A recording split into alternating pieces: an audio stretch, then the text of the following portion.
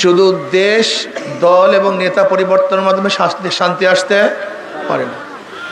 আপনি যে ভূখণ্ডের মধ্যে আছেন, এই ভূখণ্ড 3 বার পরিবর্তন হয়েছে। কয়বার? ব্রিটিশরা 200 বছর শোষণ করেছিল, তখন আমরা ব্রিটিশদের অধীনে ছিলাম। তারা কি করতেছিল? বৈষম্য করতেছিল, মুসলমানদের উপর জুলুম, অত্যাচার, অবিচার করতেছিল, মুসলমানের অধিকার প্রতিষ্ঠিত করতেছিল না। এর জন্য মুসলমানরাই ব্রিটিশদের বিরুদ্ধে প্রথম আন্দোলনের সূচনা করেছিল। আপনারা জানেন 1803 ঈসাই সালে ব্রিটিশদের বিরুদ্ধে প্রথম যুদ্ধের ঘোষণা দিয়েছিলেন শাহ আব্দুল আজিজ সাহেব রহমতুল্লাহ আলী। কেন?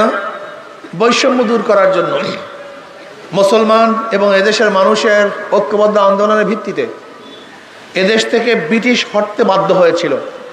ভেবেছিলাম বৈষম্য দূর হবে, আমরা স্বাধীন, ব্রিটিশ নাই, বৈষম্য থাকবে না। কিন্তু আমরা কি দেখলাম?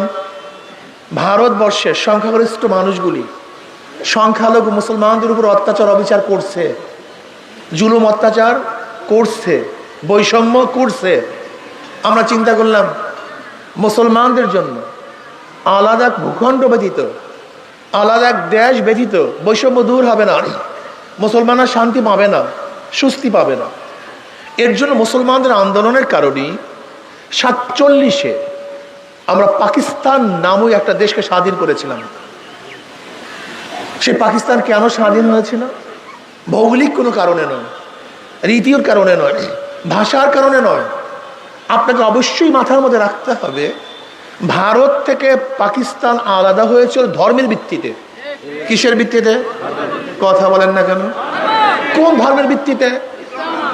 কাজী পাকিস্তান অন্য কারোর দেশ নয়, পাকিস্তান মুসলমানদের দেশ।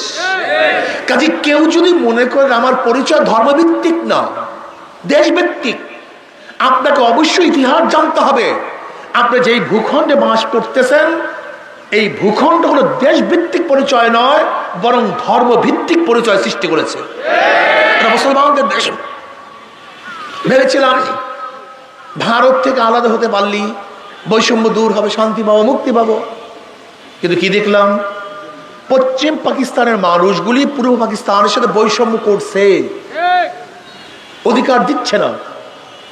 আমরা আবার আন্দোলন শুরু করলাম। সাম্য, মানবিক মর্যাদা, সামাজিক ন্যায়, বিচার, এই 3 স্লোগানের ভিত্তিতে আমরা কি করলাম? আন্দোলন শুরু করলাম। হ্যাঁ, 71-এ আমরা পাকিস্তান থেকে আলাদা হলাম, স্বাধীন রাষ্ট্র কায়েম করলাম। সেই রাষ্ট্রের নাম বাংলাদেশ। ভিত্তি কি ছিল?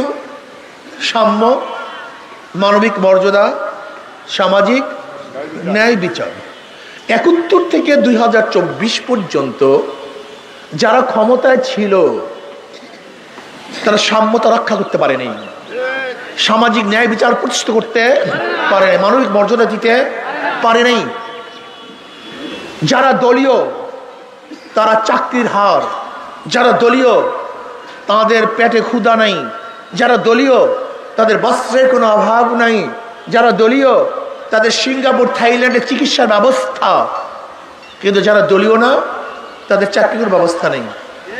তারা অনাহারে মরছে, তারা খোলা আকাশে নিচে ঘুমাচ্ছে। যারা দলীয় নয় একটা প্যারাসিটামল ট্যাবলেটের জন্য কাট পাচ্ছে হাজারো মিসকিন, এতিম, গরিব, দুঃখী মেরিত মানুষ আজকে রাস্তায় ডাস্টবিনে কুকুরের সাথে এক মুঠা খাদ্যের জন্য লড়াই করছে। তার মানে যে সাম্যতার জন্য আন্দোলন করেছিলাম, সংগ্রাম করেছিলাম, সেই সাম্যতা নেই। আজকে কুকুর করে শ্রদ্ধা করে, সম্মান করে, নিজের হাতে খালা তুলে দেয়, কিন্তু আশরাফুল মাখলুকাত মানুষ সন্তান করে শ্রদ্ধা করে না, সম্মান করে না, মানবিক মর্যাদা দিতে পারে না।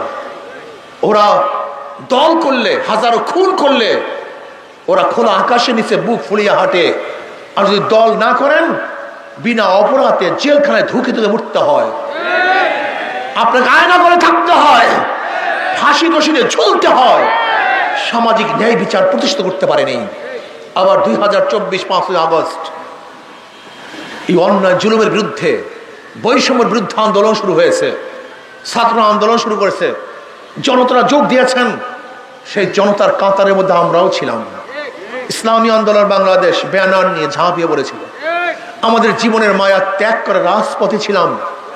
বলেছিলাম আগামী 5 তারিখ ওই জনগণের গণভবন জনগণ দখল করবে। আল্লাহকে কৃষ্ণা বলেছিলাম 4 তারিখ, কিন্তু আল্লাহ পাক সেই 5 তারিখ সেটা বাস্তবায়ন করেছেন। কৃষ্ণা 1 বছর আগে আঘাত করেছিল। মাত্র 1 বছর আগে বলেছিলাম আল্লাহ এই 2 চোখে যেন ওদের পতন দেখি, 1 বছর আগে। আর আল্লাহ পাক সেই 1 বছর পরে সেটা বাস্তবায়ন করছেন।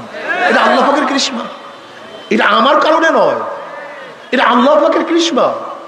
জালেম থাকতে পারে নাই, জালেম থাকতে পারে নাই। ভেবেছিলাম এবার বৈষম্য থাকবে না, জুলুম থাকবে না, অত্যাচার থাকবে না, অবিচার থাকবে না। ব্যবসায়ীরা ব্যবসা করবে নিরাপদে, কেউ চাঁদা দাবি করবে না। একজন চাকরিজীবী তার যোগ্যতা অনুযায়ী পদোন্নতি হবে, কোনো টেলিফোনের প্রয়োজন হবে না। একজন বিচারক কাউর দিকে দৃষ্টি করে রায় লিখবে না, বরং নিজের যোগ্যতা অনুযায়ী আইন অনুযায়ী রায় লিখবে। ভেবেছিলাম মানুষ রাস্তাঘাটে নিরাপদে চলাফেরা করতে পারবে, যেখানে থাকবে না জুলুম, অত্যাচার, অবিচার, দুর্নীতি। সমস্ত মানুষ তার অধিকার নিয়ে বাঁচতে পারবে। কত আশা নিয়ে আন্দোলন করেছিলাম, কিন্তু 5ই আগস্টের পরে আবারও দখলদারি, আবারও চাঁদাবাজি, আবারও জুলুম, আবারও অত্যাচার, আবারও অবিচার, আবারও ঢাকা ইউনিভার্সিটির নির্বিচারে হত্যা।